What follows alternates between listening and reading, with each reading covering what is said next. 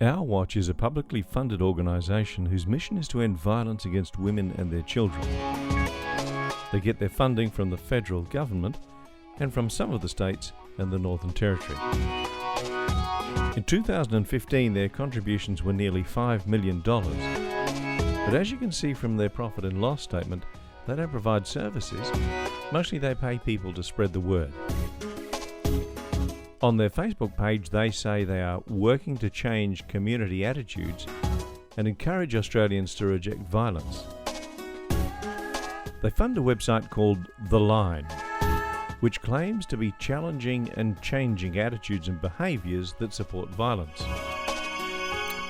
How do they go about challenging behaviours? Well, even a cursory look at the content tells us that they do this by exaggeration. They say that between 2008 to 2010, 89 women were killed by their current and former partner, which is an average of about 45 a year or nearly one a week.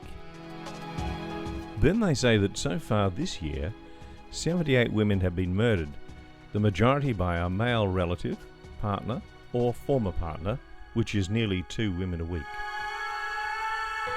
First up, this is week 48, and 78 is well short of 96. Second, let's look at those unfortunate deaths. Of the 78, according to news reports, 8 were killed by other women. There are 10 with unknown perpetrators. Of the remaining 60, news reports don't specify any relationship between the perpetrator and victim. 5 of the remaining 40 were murder-suicides with no specified perpetrator.